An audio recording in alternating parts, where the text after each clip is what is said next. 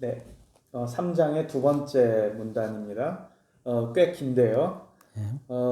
앞에 성이 그러므로 성인의 칠한 성인의 다스림이란 해가지고 쭉 이어지는 문장인데 2장에서도 성인은 무위에 처한다 이런 말이 나왔었어요. 예, 성인은 처음 위지사하고 네, 행불언지기 하니 그렇죠. 네, 예. 그 말을 이어받는 내용이 예, 되겠습니까? 요거는 앞에는 아까 이제 인생론이라고 한다면은 이제 여기서는 이제 정치 철학이니까는 본격적으로 이제 정치 철학적인 내용이 예, 들어오는 예, 거군요. 그렇죠. 예, 음, 그 내용이 지금 마음을 비우고 그렇죠. 배는 채우고 그렇죠. 아주 의지는 약하게 하고 예, 뼈는 아주 굳세게 하라. 예, 이것이 그 무의지치의 내용이 되는 겁니까? 그렇죠. 그 조금 시 같기도 하고 수수께끼 같기도 한데 그렇죠. 뭐 어떤 의미가 있을까요? 참 어려운 구절이죠. 이제 성경에도 보면은 예수님이 산상보훈에서 뭐랍니까? 마음이 가난한 자는 복이 있나니 그러죠. 그죠? 마음이 가난한 자는 복이 있나니. 그죠? 사람이 이제 그 탐욕에 이제 젖으면은 어떻게 뭔가 세상이 제대로 보이겠습니까? 안 보이겠죠? 그리고 이제 그 다음에는 이제 여기서 이렇게 보면 요까지 이렇게 보면은 노자가 굉장히 오해받기도 하고 그죠? 노자가 얘기하고자 하는 진정한 의미를 모르면은 이 구절이 해석이 잘 안 돼요 보면은 그죠? 잘 안 되는데 이제 자 우리 원장님 자 성철 스님이 뭐라 그랬습니까? 우리 인구의 해자 되는 말 중에서 산은 산이고 물은 물이다. 그랬잖아요. 뭐, 그죠? 네. 예. 근데 제가 만약에 산은 산이고 물은 물이다 라고 했으면 사람들이 뭐라 그랬겠습니까? 유원지를 좋아하시나 놀러 다니는 거 좋아하시나 했을까요? 저 바보라 그러겠죠. 그죠? 뭐 산은 산이고 물은 물이라 그러니까. 그죠? 그 다음에 이제 성칠 스님이 산은 산이고 물은 물이라 그러면 와 사람들이 그 진리가 담겨 있다. 이제 그렇게 생각하잖아요. 그죠? 자, 왜 그러냐 하면은 이제 제가 설명을 해드린다면 우리가 여기서 출발을 하잖아요. 여기 이제 뭐 직자적인 단계에서요. 보통 사람들은 산은 산일 뿐이고 이제 물은 물일 뿐이라고 생각을 해요. 근데 불교 세계관에서 하면 아까 여기 노자하고 비슷하게 뭐냐 하면은 모든 존재는 서로 의지해서 있거든요. 의지해서. 그죠? 자기 혼자서 독립적으로 존재하는 게 아니고 모든 존재는 다른 것에 의지해서 그죠? 서로 영향을 주고받으면서 변해가면서 존재해요. 그걸 연기라고 얘기를 하거든요. 산은 산 아닌 거에 의지해서 존재하고요. 물은 물 아닌 것에 의지해서 존재하는 거예요. 그래서 한 바퀴 뱅 돌면은 뭐냐면은 산은 산 아닌 거, 산 아닌 것에 산이 아닌 거예요. 물은 물이 아닌 거예요. 그죠? 물이 물이 아닌데 그러면 사람들이 생각하기에 그러면 산은 산은 아니네, 물은 물은 아니네 이래 생각하는 거예요. 그죠? 근데 이 산은 산 아니라 그러면 세상이 전부 다 형식 논리도 안 되고 다 헷갈리잖아요. 그죠? 그럼 한 번 더 도는 거예요. 더 돌아서. 그죠? 산은 산이에요. 물은 물이에요. 그죠? 단지 산이 존재할 때는 산 아닌 것에 의지해서 존재하지만은 산은 산이고 물은 물이다 말이에요. 그죠? 그렇게 이제 해서 이렇게 봐야 되는 게 노자가 있잖아요. 그죠? 여기 특히 이제 무지, 무욕, 뭐 지금 그 마음을 약하게 한다, 의지를 약하게 한다, 배를 채워라, 뭔 채워라 이런 그 얘기가 전부 이제 그런 맥락에서 이제 생각을 해보시면 돼요. 이제 서양에서도 보면은 이제 니체라는 철학자가 있는데요. 니체라는 철학자가 이제 3단계 이제 뭐랄까 변화라 그럴까 변증법을 내세웠는데요. 사람들이 보면은 이제 사람들을 무지하고 무욕하게 하고 의지를 약하게 하고 마음을 비워라 그랬잖아요. 그죠? 이제 이런 단계, 즉자적인 단계에 무지, 무욕, 마음을 비워라, 뜻을 약하게 하라는 걸 보통은 이제 니체는 뭐냐 그러면은 이게 양의 윤리예요. 양의 윤리. 참 양이라 한다. 원래 니체는 이제 낙타의 윤리라 그랬는데 저는 이제 이게 양으로 설명하는 것도 괜찮겠다 생각되는데 희생양 있잖아요. 무조건 순종하잖아요. 낙타는 뭐예요? 짐을 무조건 이제 짊어져 가지고는 이제 뭐 자기 길을 순종하면서 가는 거예요. 가는 거. 이게 즉자적인 무지고 무역이고 즉자적으로 그 마음을 비우고 그 뜻을 약하게 하는 거예요. 그죠? 이제 즉자적으로 그냥 순종하고 아무런 맹목적 없이 즉자적으로 사는 거. 어제 보면은 양이나 낙타처럼 사는 것보다 그 다음에 이제 니체는 뭘 얘기하냐면은 사자의 윤리예요. 정복. 이제 유의를 얘기하는 거예요. 그죠? 이제 나는 앞에 거는 이제 나는 어떻게 보면은 이제 순종의 윤리라면은 그 다음에는 유의로서 그죠? 투쟁을 통해서 쟁취해가지고 나는 해야만 하기 때문에 하는 거예요. 그죠?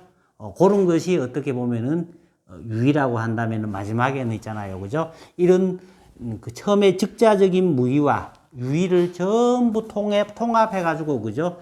그 유의마저도 지향을 해가지고는 나중에는 그 안에 즉자적인 아무것도 하지 않는 무의와 그 뭐라 그럴까 그 다음에 이제 정복하고 투쟁하는 유의까지도 포함해가지고 더 높은 단계에서 그죠? 더 높은 단계로 보면은 니체는 거기서 이제 놀이하는 아이라 그러거든요. 놀이하는 아이, 그지? 그 놀이하는 아이 주관과 객관의 대립이 이제는 완전히 지향이 됐잖아요. 처음에는 나는 나고 너는 너였어요, 그죠? 산은 산이고 물은 물이었잖아요. 그 다음에는 산은 산이 아닌 거고 물은 물이 아닌데다가 그 다음에는 있잖아요, 그죠? 좀 어렵지만은 성철 스님 정도로의 산은 산이고 물은 물인데 그 즉자적인 것과 그 대자적인 싸움을 지향해가지고 그죠? 마지막에는 전에 지난 시간에 제가 이제 가기를 수영하는 사람 얘기했잖아요, 그죠? 수영하는 사람의 그는 뭐냐 하면은 이제 처음에는 물에 들어가지 않거나 물에 빠져 죽거나 그 다음에 물하고 하건 하든 그 다음에 물하고 싸우잖아요. 물하고 싸우다가 나중에는 물하고 한 몸이 돼가지고는 물과 나의 이런 대립이 없어지는 상태잖아요. 그죠? 여기서 사실은 그 마음을 비우고 그 뜻을 비우고 그 뜻을 약하게 하라는 거는 놀이하는 아이라든가 아니면은 주관과 객관의 대립이 없어지는 상태 있잖아요. 그런 마음의 상태, 뜻의 상태에 도달해야 된다. 이제 뭐 그런 의미까지도 생각했기 때문에 이제 여기서 무의로 다스리면은 다스리지 않음이 없다는 그런 말이 나온다는 게 이제 이 전체에 대한 대체적인 해설이다라고 이제 이렇게 얘기를 할 수가 있고요. 근데 대체적으로 여기 지금 마음, 뜻, 약하게 대해야, 비워야 되는 거는 마음이잖아요. 그리고 약하게 될 것은 의지잖아요. 그죠? 의지인데 여기서 이제 일반적으로 마음이라고 하는 것은 뭐냐면은 옛날 사람들이 생각하기에는 이제 우리 신체를 주관하는 거거든요. 주재하는 거예요. 주재하는 거. 그죠? 주재하는 건 아까 전에 얘기했듯이 사자의 윤리라든가, 그죠? 뭘 해야 한다든가, 주관이 객관에 대해서 정복하고 투쟁해가지고는 쟁취하겠다고 하는 어떤 그런 마음 있잖아요. 자기의 어떤 탐욕, 이런 것이 그런 마음을 비워서, 그죠? 자연의 도를 터득할 수 있도록, 그죠? 마음을 비워야 된다. 그리고 또 그 다음에 요 이제 뜻지자인데요. 뜻지자는 뭐냐면은 요게 원래는 이제 지금은 선비 사자가 됐는데 원래는 갈지자였어요. 마음이 가는 바. 이 뜻지자는 보통은 이제 두 가지 의미가 있는데요. 하나는 주제라는 뜻이 있고요. 하나는 지향이라는 뜻이 있어요. 지향, 그죠? 지향이라는 뜻이 있는데요. 공자가 제일 먼저 했던 게 뭡니까? 공자가 5, 16, 5이 지우학하고. 네, 지우학이잖아요. 그죠? 유교에서는 제일 먼저 해야 되는 게 항상 입지거든요. 입지라 그러는데 노자는 지금 그런 뜻을 약하게 해라. 이제 그렇게 했는데요. 마음에, 그죠? 마음이 외적 대상을 통해서 지향하고 주제하고, 그죠? 한락하는 그런 마음을 약하게 해라 말이에요. 약하게 해라. 그렇죠? 약하게 해라 하는 말은 아까 얘기했듯이 이제 주관과 객관의 투쟁의 상태에서, 그죠? 주관과 객관이 합해져서 서로 자연의 이치대로 합일된 상태로 나아가야 된다. 이런 얘기고요. 여기서 이제 배하고 뼈하고는 어떻게 보면은 이런 외적인 대상을 지향하거나 주제하고자 자기하고자 하는 게 아니잖아요. 그죠? 이건 어떻게 보면은 자연적으로 체득해 갖고 있는 우리 몸, 어떻게 보면 우리 나 자신을 얘기한다고 할 수 있겠죠. 그죠? 자연적으로 주어진 내 몸, 나 자신을 키워라, 채워라. 그죠? 나의 생명을, 그죠? 건실하게 유지해라. 이제 뭐, 그런 정도의 의미가 된다. 그렇게 볼 수가 있겠습니다. 그리고 여기서 지금 제일 어려운 게 요 무지무욕이에요. 무지무욕. 그죠? 무지무욕인데, 이제 전에, 지난 시간에 내가, 이제, 노자에서 무지무욕, 무자가 나오면은 이제 여러 가지로 해야 된다. 했잖아요. 그죠? 하면서 이제 어떤 얘기를 했냐 하면은, 무의를 가지고는 아무것도 안 하는 거. 그 다음에 이제 법가적으로 법이 다스리는 거가 있고, 그 다음에 이제 유교적인 덕치가 있고, 그 다음에 이제 부정적인 의미에서는 억지로 강제로 안 하고, 그죠? 그 다음에 도의 다른 이름으로서 도를 체득해가지고, 도대로 하는 것이 무의다라고 얘기했잖아요. 여기서도 마찬가지. 여기서 그냥 지라고 하는 것은 뭐냐 하면은, 그냥 지라고 하는 거는 뭐냐 하면은, 이제, 그 분별적인 암 있잖아요. 그죠? 분별적인, 보편적인 암 말고, 어떤 관점에서, 분별해가지고, 자기 것만을 고집하는 그런 분별적인 암이 없고, 원만하게 아는 것, 그죠? 원만하게 아는 것이 무지라고 할 수 있고, 또, 무는 뭐라 그랬습니까? 도의 다른 이름이라 그랬잖아요. 그죠? 도를 인식해라 말이야. 그죠? 무욕도 마찬가지죠. 그죠? 무욕도 뭐냐게 탐욕이 없는, 그죠? 탐욕이 없는 상태라고도 할 수도 있고요. 부정적으로는, 긍정적으로는 뭐냐면은 무를 욕한다 말이에요. 도를 기구해서, 도와 한 몸이 되도록 한다. 이런 의미입니다. 그죠? 단순하게 아까 얘기했듯이 즉자적으로 백성을 무지하고 무욕하게 해가지고는 뭐냐. 그죠? 완전히 동물을 개돼지 상태로 만들었다. 이렇게 해석해 난 책도 내가 봤는데요. 그 노자에 대해서 이해가 전혀 없는 거다. 이제 그런 해설이다. 그런 게 보시면 되겠습니다. 네, 호흡이 이번에 좀 길었네요. 네. 다음 질문으로 넘어가겠습니다. 무의라는 말이 나왔는데 그 책의 왕필의 무의 개념이 뭐 아무것도 하지 말고 욕심도 내지 말고 네. 너무 지나치게 이렇게 없는 쪽, 하지 않는 쪽으로 치우친 것으로 왕필이 주석을 달았던 것 같은데 예. 그게 노자의 본 뜻이라고 생각하시는지. 그 왕필 이 전체적으로 맥락에서는 이제 그 어떻게 했는지 이제 구체적으로 지금 잘 기억이 안 나는데요.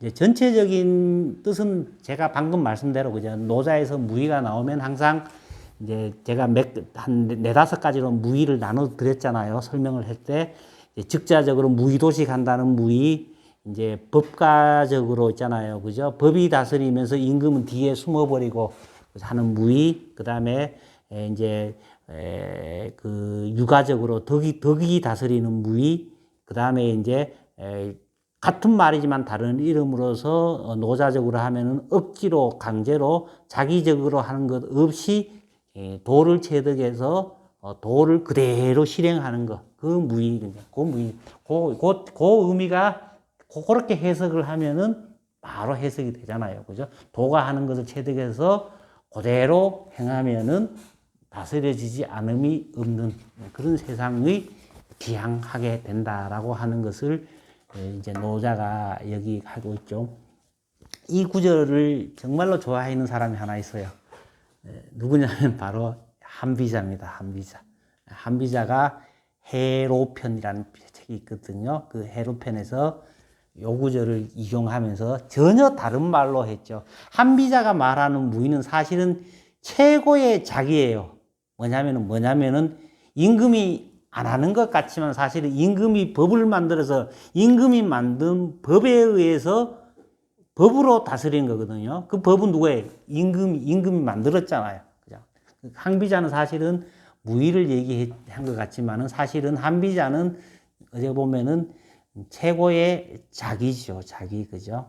이제 어쨌든 간에 이제 그 노자와 한비자는 사실은 그 모든 정치 철학에서 사람을 어떻게 다스리느냐 하는 것은 사람을 어떻게 보느냐 하는 관점에 따라 달렸어요. 뭐냐면은 배는 물 위로 가야 되고요, 수레는 육로로 가야 되듯이 사람의 본성이 어떠냐에 따라서 이제 사람을 어떻게 다스려야 하는 것이 있거든요. 노자가 볼 때는 노자는 사람이 모두가 다 그 도로부터 부여받은 덕을 지니고 태어났고 그 덕의 본성을 가장 잘 실현했을 때에, 그대로 실현했을 때에 가장 이상적인 상황이 초래된다고 생각했고요. 한비자의 스승은 누구냐면은 순자잖아요. 순자는 성악설이에요. 그죠? 모든 사람은 뭐냐면 이윤을 추구하고 그 다음에 손해를 보기 싫어하는 사람한테 그런 그 본성이 있다고 생각을 한 거예요. 그죠? 그래서 이 사람은 이익을 추구하고 손해보기를 싫어하니까는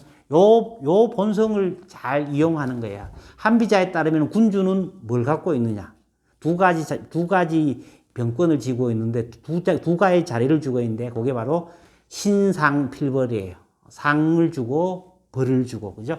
요 신상필벌을 갖고는 백성들은 이익을 추구하고 손해를 보기 싫으니까 그 작동의 원리를 법으로 만들어 가지고는 작동시키는 거예요. 그죠? 그 신상필벌에 따라서 작동하게 해놓고는 자기는 뒤에서 딱 숨어가지고는, 그죠? 이제 자기의 국가를 부강하게 하고 자기의 목표를 달성하게 한다는 거거든요. 똑같은 글자를 그대로 썼다고 하더라도 그 노자가 생각했던 위무의 즉 무불치라 하는 거하고 법가가 생각했던 그 무의로 다스리면은 다스려지지 않음이 없다고 하는 거하고는 완전히 정반대의 의미가 해석이 되는 거죠, 그죠? 무의가 뭐 아주 단순하게 해석할 것만은 아니다. 또 여러 의미상의 칭차가 있고, 그렇죠. 이 해석하던 여러 가지 각 학파에 따라서 네. 그 전통들이 다르다. 또 법과 예를 들어서 네. 설명을 해주셨습니다. 네.